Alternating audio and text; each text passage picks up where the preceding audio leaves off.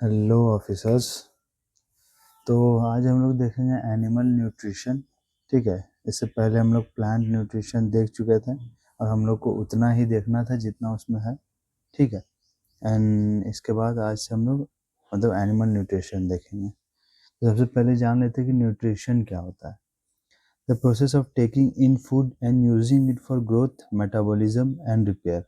ठीक है, तो वो एक जो प्रोसेस होता है जिसमें कि फूड को आप मतलब बॉडी के अंदर जाता है एंड उसको फिर उस फूड को आप यूज़ करते हो मेटाबॉलिज्म के लिए या फिर बॉडी को ग्रो करने के लिए या फिर जो भी सेल्स डैमेज हैं उनको रिपेयर करने के लिए।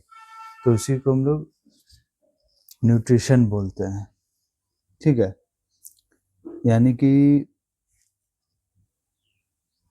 ये जो खाना हम लोग खा रहे हैं वही न्यूट्रिशन है और वो खाने के बदौलत ही हम लोग बड़ा हो पा रहे हैं ना। हम लोग के अंदर में अलग अलग प्रोसेस चल रहा है बॉडी के अंदर, और हम लोग का अगर कहीं भी बॉडी में डैमेज हो रहा है तो उसको रिपेयर किया जा रहा है।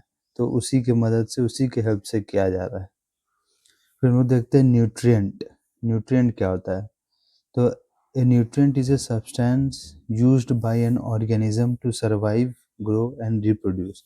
तो न्यूट्रिएंट एक ऐसा सब्सटेंस है जो कि ऑर्गेनिजम्स यूज़ करते हैं। ऑर्गेनिजम्स मतलब ह्यूमंस, ठीक है, एनिमल्स एंड जो भी है माइक्रो ऑर्गेनिजम्स भी सारे इंक्लूडेड रहते हैं इसमें।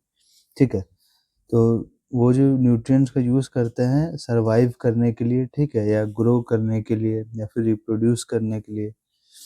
तो इन चीज़ों में जब वो न्यूट्रिएंट्स का यूज़ करते हैं तो उन्हीं सब्सटेंस को, जिन सब्सटेंस का यूज़ करते हैं उन्हीं को हम लोग न्यूट्रिएंट्स कहते हैं।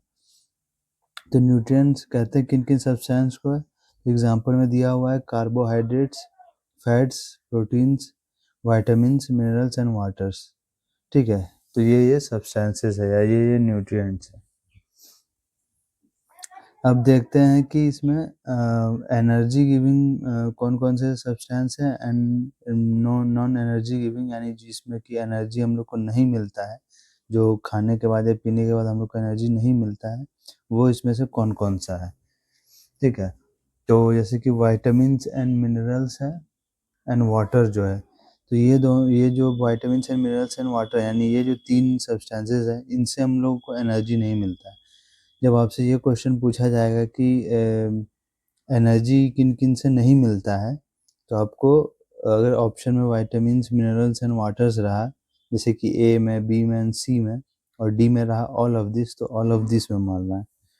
ठीक है, तो इसमें से कौन-कौन सा एनर्जी देते हैं? तो एनर्जी देता है कार्बोहाइड्रेट्स देता है, फैट देता है, प्रोटीन देता है। ठीक है, बाकी बचा हुआ ये जो 3 है ये नहीं देता है।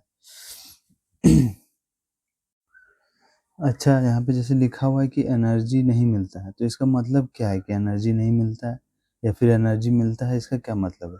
तो इसका मतलब ये है कि अ, जैसे एनर्जी कहने का मतलब ये है कि कैलोरीज़ कैलोरीज़ इन सब फूड आइटम्स, मतलब वो जो जिसमें भी कार्बोहाइड्रेट्स आता है उन सब से कैलोरीज़ हम लोग को मिलता है, लेकिन इन सब में कैलोरीज़ नहीं होता है, तो कैलोरीज़ हम लोग को नहीं मिलता है। और जनरली एक ह्यूमन को पर डे जैसे एक एवरेज मेल को या एवरेज फीमेल को एक कैलोरी का रिक्वायरमेंट होता है कि इतना कैलोरीज इसको हर दिन चाहिए। ठीक है, मेल का कुछ 2400 के अराउंड होता है और फीमेल का कुछ 2100 के अराउंड होता है। ठीक है, और डिपेंड भी करता है कि मतलब कोई बहुत ज़्यादा एक्सरसाइज वगैरह कर रहा तो उसके लिए ज़्यादा रहेगा 3000, 3500, 4000। ठीक है, कोई बहुत कम एक्सरसाइज कर रहा है या फिर ना के बराबर कर रहा है या कोई ऐसा काम कर रहा है जिसमें बिल्कुल ही ना के बराबर एक्सरसाइज हो, तो उसमें और भी कम लगता है। तो डिपेंडिंग अपॉन द सिचुएशन कि छोटा बच्चा है, बड़ा है, 50 साल का बूढ़ा आदमी है, तो उसके हिसाब से वो कैलोरीज़ वगैरह लगता है। तो वो जो कैलोरीज़ इनटेक रहता है तो उसी को यहाँ पे एनर्जी के तौर पे रिप्रेज़ेंट कर रहा है। ठीक है? कि इन सब चीज़ों से हम लोग को एनर्जी मिलता है एंड इन सब चीज़ों से एनर्जी नहीं मिलता है। ठीक है? तो बस सिंपल सा वही मतलब है। अब हम लोग देखते हैं फंक्शन। तो कार्बोहाइड्रेट्स का फंक्शन है एनर्जी देना, यानी हम लोग को एनर्जी प्रोवाइड करना। ठीक है? यानी कि जभी भी हम लोग को कोई काम कर रहे हैं, जैसे अभी हम जो बोल रहे हैं, ठीक है? तो उसके लिए एनर्जी चाहिए बोलने के लिए, तो कार्बोहाइड्रेट्स ही सप्लाई करेगा। ठीक है? वो कार्बोहाइड्रेट से ही आएगा। फैट है, फैट का काम क्या होता है? फूड को खाने को रिज़र्व करना, है ना? हम लोग इससे पहले भी थोड़ा-सा देखे थे इसके बारे में। तो रिज़र्व फूड या फिर स्टोर फूड, यानी फूड जो भी खाना है, उससे जो भी हम लोग का एनर्जी आया है, जो भी हम लोगों ने कार्बोहाइड्रेट्स है, जो भी हमने बचाया है, उसको सबको रिज़र्व करके रखा है, ठीक है? बचा करके रखा है कि ज़रूरत पड़ने पे हम यहाँ से यूज़ करेंगे। जब ये मेरा कार्बोहाइड्रेट्स खत्म हो जाएगा, ठीक है? तो हम लोग फैट्स को तोड़ना शुरू करेंगे और वहाँ से फिर सप्लाई करना शुरू करेंगे। तो ये होता है रिज़र्व करने के लिए, रिज़र्व फूड। इसको रिज़र्व फूड भी बोला जाता है एक तरीके से। फिर आता है प्रोटीन्स, प्रोटीन्स होता है building block of the body, यानी कि अ, मतलब सेल्स को, अगर सेल्स में किसी भी तरीके का डैमेज है, ठीक है? या अगर आप लोगों को सेल नहीं समझ में आ रहा तो बस सिंपल में ये मान के चलिए कि अगर बॉडी में किसी भी तरीके का कोई डैमेज होता है, ठीक है? या बॉडी को ग्रो करना हो या कोई भी चीज़ इस तरीके का अगर सेल से रिलेटेड काम है या और भी चीज़ें, तो उसमें प्रोटीन जो है सो मदद करता है। बिल्डिंग ब्लॉक समझ में ही आ रहा है कि बिल्डिंग ब्लॉक जैसे बनता है ना, बिल्डिंग में जैसे ब्लॉक एक-एक करके बनता है, वैसे ही प्रोटीन्स भी है कि वो भी ब्लॉक्स बनाता है। बट फ़र्क इतना है कि वहाँ पे बिल्डिंग रहता है, यहाँ पे एक बॉडी है लिविंग ऑर्गेनिज़्म का, ठीक है? अब सीक्वेंस क्या है एनर्जी को प्रोवाइड करने का, वो देखते हैं। तो सबसे पहले कार्बोहाइड्रेट प्रोवाइड करता है मैक्सिमम एनर्जी, ठीक है? और ये क्विक सोर्स ऑफ एनर्जी है, यानी कि कार्बोहाइड्रेट्स तुरंत एनर्जी देता है। यानी कि कभी भी किसी को तुरंत एनर्जी चाहिए होगा तो वो कार्बोहाइड्रेट से देगा, ठीक है? फिर इसके बाद जो है सो फैट आता है, यानी कि कार्बोहाइड्रेट अगर ख़त्म हो गया तो अब फैट को तोड़ना शुरू करेगा बॉडी और उससे जो है सो एनर्जी निकालना शुरू करेगा। और अगर मान लीजिए फैट भी ख़त्म हो जाता है, तो फिर प्रोटीन, तो प्रोटीन के पास भी बहुत सारा न्यूट्रिएंट रहता है, तो यहाँ से तोड़ना शुरू करेगा और इससे जो है सो मतलब एनर्जी निकालना शुरू करेगा। तो सबसे ज़्यादा है कार्बोहाइड्रेट्स, मैक्सिमम एनर्जी इसके पास ये प्रोवाइड करता है और ये क्विक सोर्स ऑफ एनर्जी है, यानी तुरंत एनर्जी देता है, तुरंत, ठीक है? ग्लूकोज़ के फॉर्म में। फिर फैट आता है, फिर प्रोटीन आता है, तो सीक्वेंस भी याद रखना है। फिर आ जाता है स्टेप्स ऑफ न्यूट्रिशन, ठीक है? स्टेप्स ऑफ न्यूट्रिशन, ये थोड़ा-सा ठीक वर्ड नहीं होगा।